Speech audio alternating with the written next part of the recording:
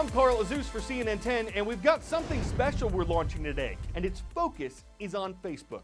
More than a quarter of the entire world's population is said to log on to Facebook every month, and it's grown to have 3.2 billion users in just 15 years. In fact, it was 15 years ago the social network was launched. The milestone birthday for the momentous company gives us the chance to discuss its huge-scale successes and its huge-scale failures. Its founder alone has pledged billions of dollars to charity and been accused of copying the very idea Facebook was built on. We're starting with a report on the man behind it.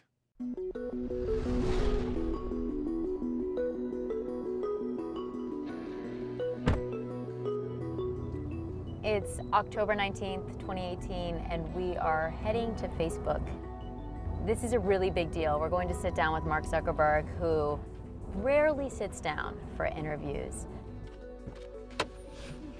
Facebook years are like dog years. A lot happens in a little time. In the months since I first walked through these doors, nearly 50 million Facebook users have been targeted by hackers. The largest security breach in Facebook history. Facebook on the defensive today. And we'll get to all that later.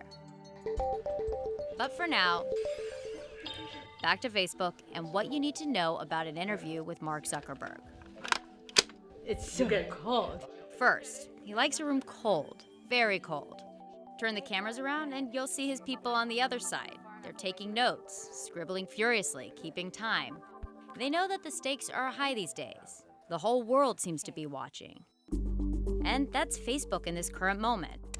Thank you for coming. Massively influential. Facebook CEO Mark Zuckerberg under fire. In flux. The biggest security breach in the history of Facebook. And controversial. But to fully understand Facebook of today, you have to go back to the beginning.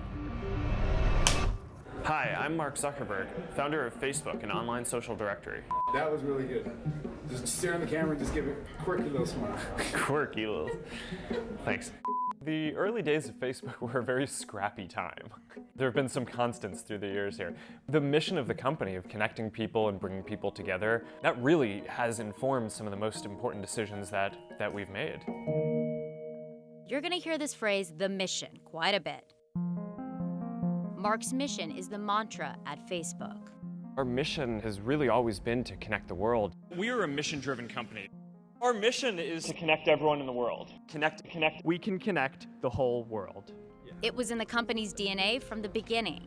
And I think the people who have been drawn to this company over the years are people who really care about that. If you're an employee, you hear it the moment you walk through the door. You're almost indoctrinated into it. He believed in the mission of Facebook to help people share and be more connected, and I wanted to follow him. It just felt so different from anything I'd done before. Mark had this vision that everyone could be connected, and that was pretty exciting. What's on your mind? Inside Facebook headquarters, that message to build out the mission is everywhere. Inspirational quote posters line the walls, with delicate phrases fine-tuned to Facebook's current state. Some call it almost even like a cult. Is this the cult of Mark Zuckerberg? I think a cult of personality is a little bit more kind of a Steve Jobs, Oprah Winfrey, Bill Clinton territory. Mike Hoflinger worked at Facebook for 6.5 years. I think cult of mission is what Facebook is, and that is still very much around, and that's why people look to join Facebook. The full formal mission statement is going to be... The mission is clear, as is one other thing. To understand Facebook at 15, you have to understand its DNA. And its DNA is Mark Zuckerberg. After just spending his entire childhood growing up with 3 sisters, he's like, I just gotta connect with other people. Mark's older sister Randy rarely gives interviews about her brother and Facebook. We were always inventing, we were always collaborating, we were always like looking for any technology we could find and using it to just, create something bigger. Yay. What? I got accepted. Are you serious? Yeah. All right! Creating solutions to problems yet to be seen was in the Zuckerberg blood and would eventually morph into the mission when Mark left home. We are now focusing on one of the newest members of Harvard's class of 2006.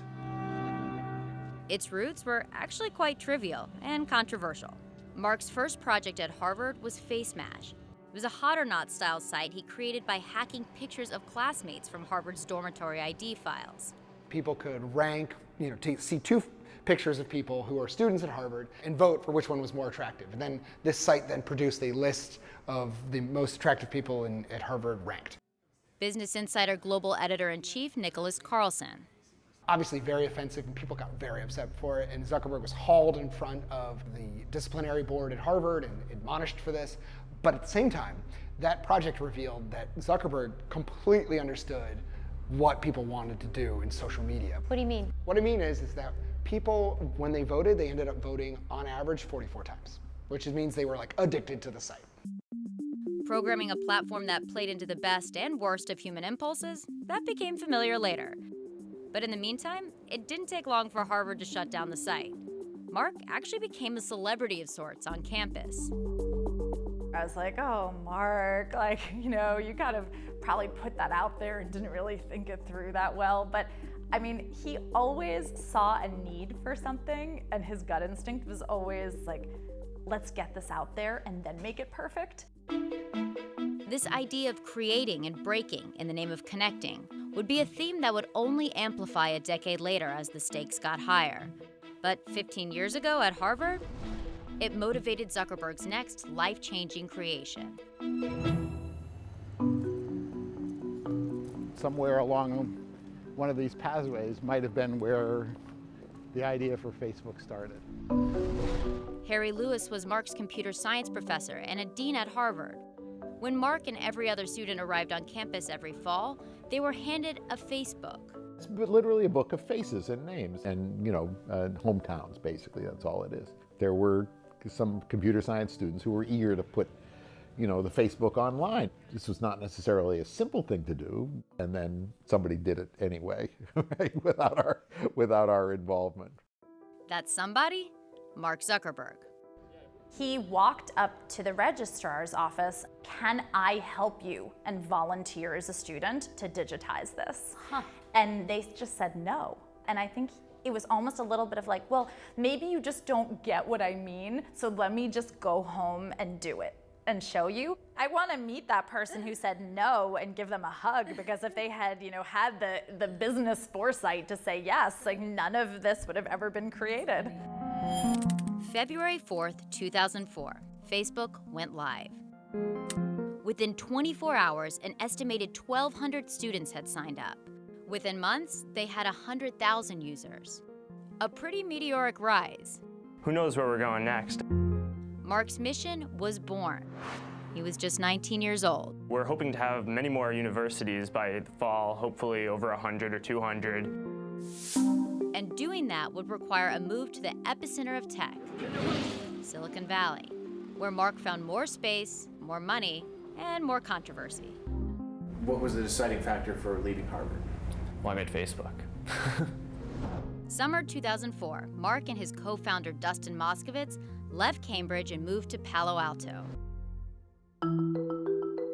At the time, the site was exploding, 1 million users, and the company had little money in the bank.